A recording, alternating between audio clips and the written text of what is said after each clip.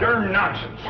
Come on, it ain't no such thing. Now, it ain't gonna hurt you none. I got things to do. The first thing you gotta do is sit down here and get your hair cut. My hair don't need cutting. If it gets any longer, I'll have to... I declare, you fight hair cutting like a steer fights branding. Well, the last time you cut my hair, you did brand me. How did I know somebody poured hot gravy in my bowl? Smarted considerable. Sure plastered your hair down nice, though. No, I might go to selling that stuff. Greedy? Sure made your hair look mighty sprucey. Yes, sir. You were slicker than a peeled onion. Smelled like one, too. Sir, I'd go to selling that stuff. I could put an ad in one of them catalogs. If you want the girls to stop and stare, put Granny's gravy on your hair. All right, Granny, come on. Let's get on with it. Hey, Uncle Jed, you're getting your hair cut. Thanks for telling me, Jethro. Oh, that's all right. You're next, Jethro.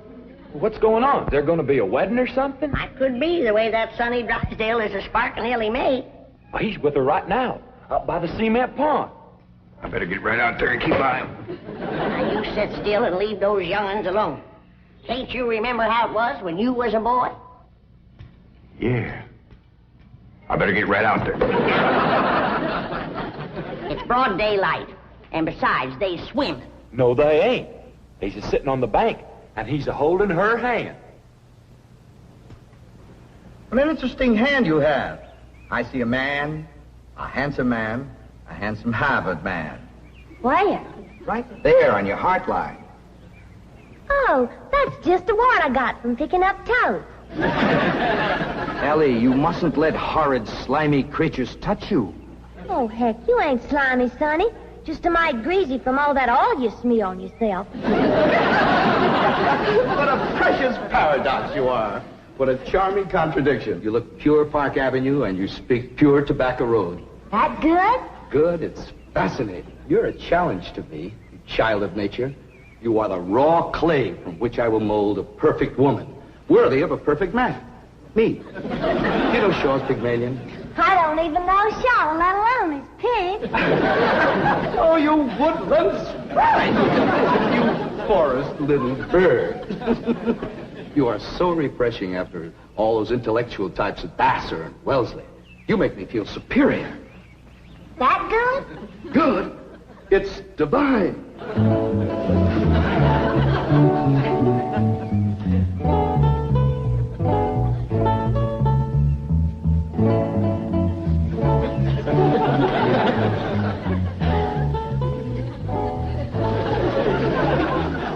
I am Caesar, and you are a fair-skinned captive, a barbarian slave.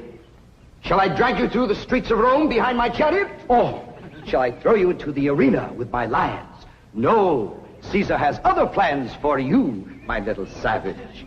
You shall be my slave, yes, but only the invisible bonds of love shall make you my prisoner. Come, I shall strum upon my lyre and recite odes to your beauty. What say you to that, fair maiden? How speak you now to mighty Caesar?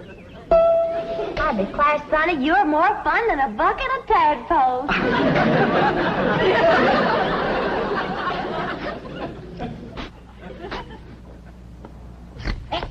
Sit still, I'm liable to lop off a ear. Well, doggone it, Granny, hurry up. I gotta get out there and keep an eye on Sonny and Ellie.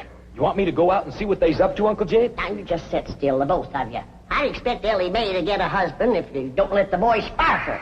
Well, Ellie ain't never been learned about such things. Jed, sparking is like breathing. You don't learn to do it. Somebody slaps you and you go at it. Boy slaps. Now, I declare you're wiggling worse than a worm in a bait bucket. You want your daughter to be an old maid? Of course not.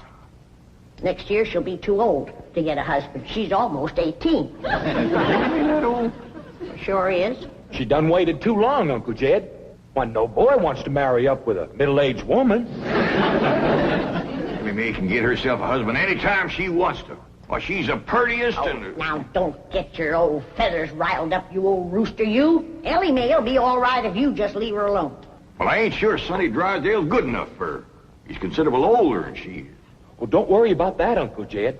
His family lives a heap longer than most folks. Yeah? Yeah.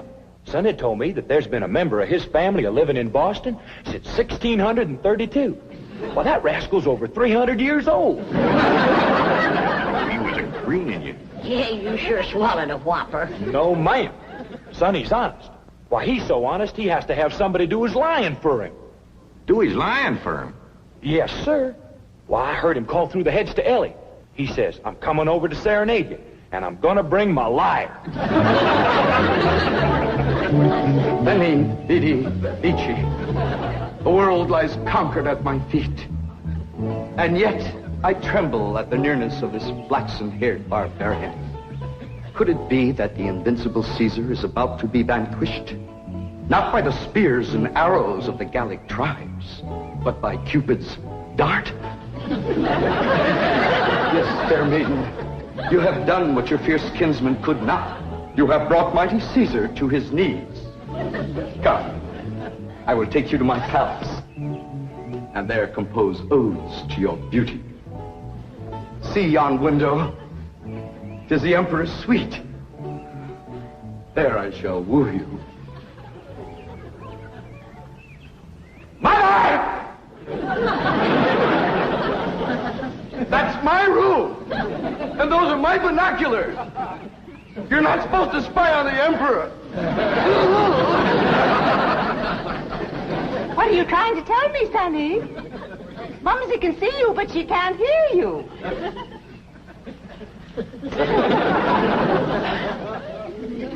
Yes, darling, Mumsy is watching.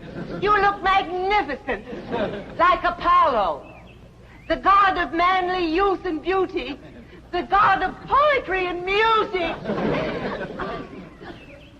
Look out! You're getting near the water. Be careful. Wait! Mommy will get your inner tube. Come, fair maiden, and I shall sing of your golden tresses and your azure eyes and your skin of alabaster and your other charms that set me aflame. You mean you really burn it? Yes, dear one, and only you can put out the fire. Okay.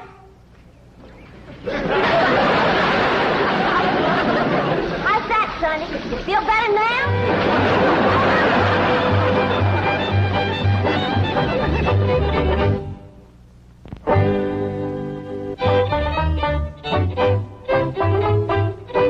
All right, Jethro, you're next. Oh, hi, Elly May. Where's Sonny? Well, he run home to his mama. You didn't throw him down and hurt him again, did you? Shucks no, Pa. He caught fire, so I wetted him down in the pond. Sounds like you done the right thing. How'd you catch fire? He said it was my charms that set him to burning. What charms was you toting? Well, just my sack of crawdad bones and my buckeye. You never heard of crawdad bones and a buckeye starting a blaze? What happened to your rabbit's foot? I didn't have it. There you are. You can expect trouble when you ain't toting a rabbit's foot. You know what my teacher over at Pot School said about toting a rabbit's foot? What? She said it's a superstitious invocation contradicted by scientific knowledge. It's always nice to know you ain't been doing something foolish. Don't you worry none, Elly. You go jump into a purty dress, and I'll walk you up a love charm that I guarantee'll bring Sonny Drysdale back. Yes, I am, Mother. I'm going back. Sonny, darling, you're delirious. Here, bring some of this penicillin. I'll send for an ambulance. Mother, I am perfectly all right. Of course you are, precious. A nice rest in an oxygen tent is all you need. I don't need an oxygen tent or an ambulance. All right, just relax. And Mumsy will call the police. Police? But of course. I mean to have that violent, dangerous girl arrested for attempted drowning. Mother, you will not call the police. I'm going back there right now to see Elly May. Ah, darling, that's very brave of you, but you're in no condition to make a citizen's arrest. Mother, I'm not going to arrest her. I want to help her, to work with her, to tutor her. What? She's like a wild, wonderful jungle cat, and I'm going to tame her. Sonny, you are delirious. I'll call the doctor. Mother, my mind is made up. That girl needs me. For the first time in my life, somebody really needs me. I need you. The whole world needs you. Elly May Clampett needs me, and I need her. I'll be her Pygmalion, and she'll be my Galatea. Sonny, you're not becoming emotionally involved with that creature. She's not a creature, Mother. She's a girl. A wild, wonderful, beautiful, ravishing girl. Yes, I am becoming emotionally involved. I forbid it. She's not socially acceptable for my baby. Mother, I'm not your baby anymore. I'm a man in search of a woman.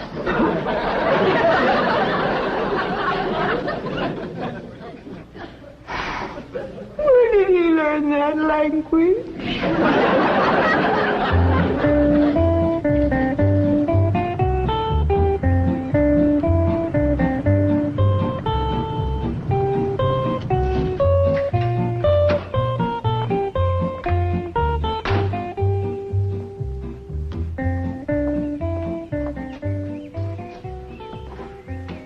Hello, Duke. You noble veteran of the chase. Are you homesick for your forest paths and mountain trails? You look like a cashier waiting for the bank examiners to arrive.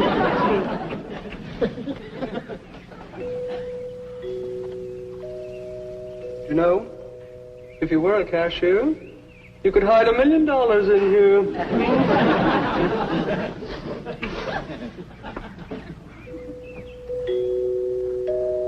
There goes that music again. Jethro, did you ever find out where that's coming from? No, sir, I didn't. Every time I went to looking for it, somebody always come to the door. This time I'm gonna find it for sure. You see? Oh, bonjour, Jethro. Oh, howdy, Miss Hathaway. No. When I say bonjour, Jethro, you say bonjour, Mademoiselle Jane. Now say it. Bonjour, Mademoiselle Jane. Bonjour, Mademoiselle Jane. That's very good. Except for the mwah. Must be soft. Mwah. What? No. Watch my lips closely. Mwah. Try that. What? Try it again. What? That's closer. Try again. What? Once more. What? Close in on her, Jethro. Oh, Mr. Clampett, I was attempting to teach Jethro to articulate the Gallic diphthong. No matter what fancy name you call it, he ain't very good at it. He'll learn. But now to the purpose of my visit. Is Sonny Drysdale here? No, but he will be. Granny's out in the kitchen whomping up a love charm for Ellie to give to him. She said it'll bring him on the run. Mr. Clampett, I am reluctant to disillusion you about so-called love charms, but they are mere superstitious invocations and have been proved to be completely ineffective. Granny sets great store by him.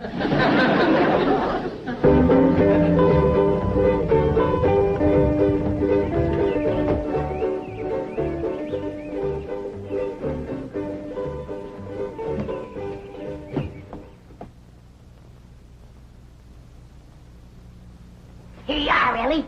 One guaranteed love charm. Guard it with your life. What's in it, Granny? Oh, I dasn't tell you. Leastways, not just yet. But I'll give you the secret before I go on to my reward like my granny done to me. I'll guard it too, Granny. Granny? Granny, Mr. Clampett tells me that you've conjured up some sort of love charm for Elly May. Right here it is. It's made out of all secret stuff. That is ludicrous, irrational, sophomoric, and pure hokum. You didn't even guess one ingredient. No, Granny. Don't you come spying. I'm telling you for the good of the country. If the secret of this love charm ever got out, I shiver to think what might happen. I wouldn't want it on my conscience. Hear me now, mongrel. Neither sleep, nor snow, nor vicious beast shall keep me from the side of my beloved. Here I come, ready or not. So, you still think it won't work, huh? That is correct. All right, Ellie. Open up the pouch, Mike. Now, when I drop this starching powder in it, quick close it, press it to your heart, and say, darling, darling, my true love, come a-swooping like a dove. Darling, darling, my true love, come a-swooping like a dove. This is Elly! Elly! I have flown to your side in spite of all danger. What fate, what power have I to thank for giving wings to my feet? That little old charm maker, me.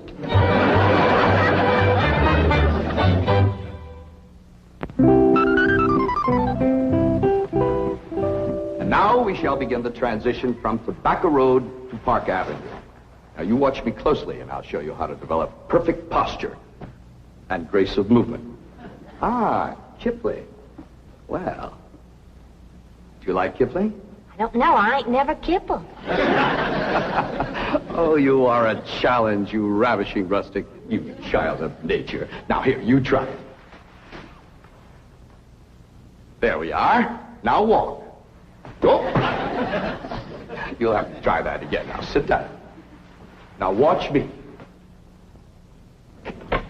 We walk as though upon a cloud, and we glide with lissom grace. And as we walk, we always keep a smile upon our face. What's he doing? Out there is something called Pygmalion. He's trying to burn it to Ellie. Now, this is how you sit in a chair, smoothly and gracefully. There ain't no chair where he's a-sitting. I know. What do you reckon's wrong with that rascal? Appears to me he's about 2 bricks shy of a load. Turn old Duke loose so we can go in there and protect Ellie. Now we'll practice diction and intonation at the same time. How now, brown cow? How now, brown cow? What's he talking about? He thinks old Duke is a cow. You best fetch Granny. Appears to be she's threw too strong a charm on that boy.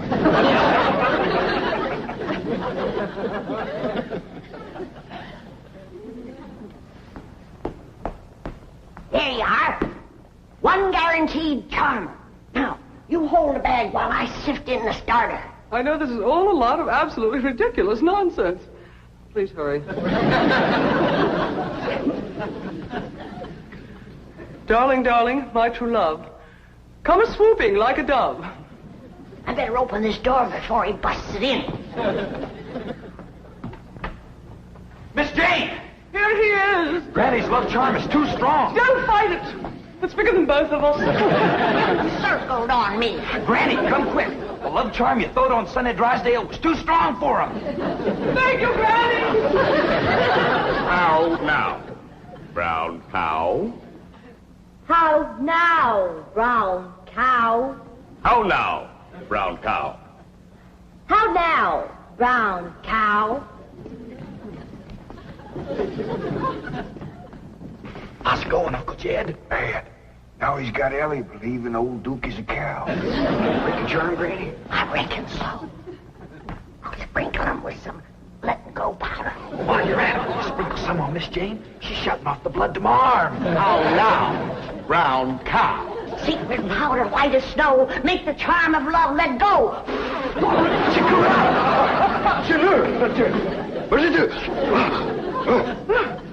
The spell is broken. Now please, everybody listen to me. I must have complete quiet and concentration if I am to transform this bucolic beauty into a sophisticated debutante. Now, I have studied drama at Yale, Harvard, Princeton, and Dartmouth, and I am probably the only living man who can accomplish this difficult cultural metamorphosis in the brief time available. Now, everybody please go while I transfuse into this simple, untutored mind the charm, the polish, the splendor that is Sonny Drysdale.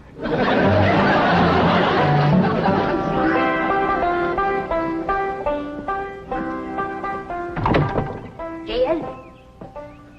Hi, Granny. Is Ellie and Sonny still in that room alone? It was the last time I was listening, a couple hours ago. They was talking about the rain in Spain, a land in the plain. Well, I guess they can't be up to no nonsense if they're talking about the weather. Doggies, I can't wait to see Ellie all polished up and talking like Sonny and Miss Jean. But while you're waiting, I got something for you. What is it? A love charm. What in Sam Hill I want with that? It ain't what you're wanting, it's what you're getting, a woman. And it's high time you got one, being a widower. Besides, the moon is right. That's why this stuff is working so high-fired powerful. So here. Well, I ain't interested in none of these la-di-da Beverly Hills women, so here. Well, they're interested in you, so here. Who said? Jethro says. Jethro don't know nothing, so here. I reckon Jethro ought to know what's going on in his own school. Besides, I saw her making sheep's eyes at you, so here. You caught who making sheep's eyes at me? Mrs. Millicent Schuyler Potts, that's who. Oh, now. You did? Educate a woman like that? Jethro says she asks for you every day. Oh, what she want with an old mountain goat like me? If I was to put a little starting powder in there, and you was to say the magic words, no woman could resist you. I don't hold with stuff like this. You're scared, ain't you? Oh, I ain't scared. Then go ahead. I double dog dare you. Well, Open the pouch, you might. Now, well, this is just a lot of doggone nonsense. close it tight, clamp it to your heart, and say the words.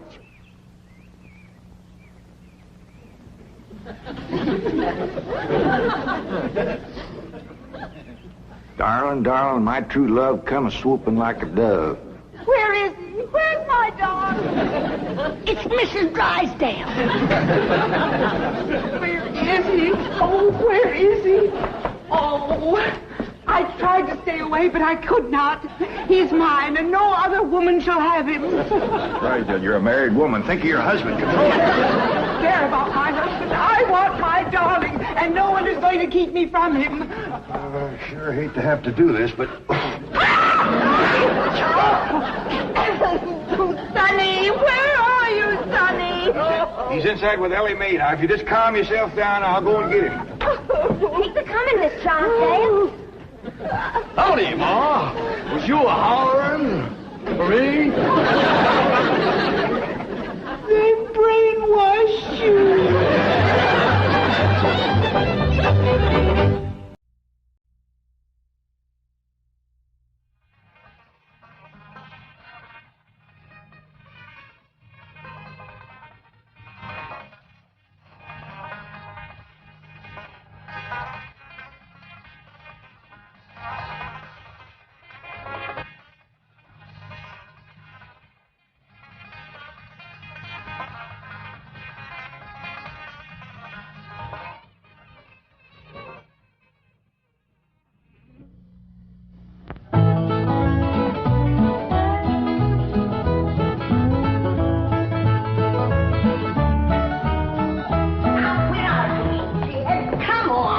There's a lot of darn nonsense.